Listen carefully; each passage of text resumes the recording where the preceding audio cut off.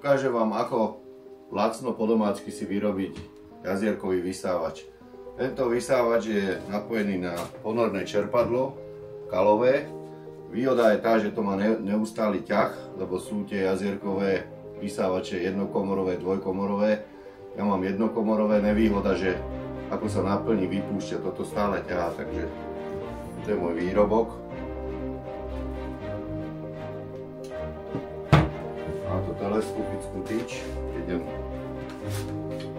do väčšej hĺbky. To je napríklad stojan zo statívu, takže môžem si to ponárať ako chcem, jak potrebujem vlastne. Na začiatok som rozpíril starý rozprašovač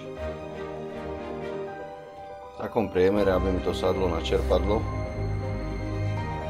Prišroboval, z boku som dal silikón, to tesní, spravil takéto výrezy nasávacie. Madlo čerpadla som prevrtal, dal som tam desinu závit, to vlastne robí výstupu celému, a o to je pripevnená táto teleskopická tyč, takže dá sa s tým manipulovať. Drží to očko s kľúčou. Číkol som tiež vystúžil, aby aj keď idete do nižšieho ponoru, to stále malo ťah. Podľa mňa každý má doma čerpadlo nejaké staré, keď si čistí jazierko, takže treba len nadstavec spraviť. Na to, ak si môžete vysávať, nepretržite.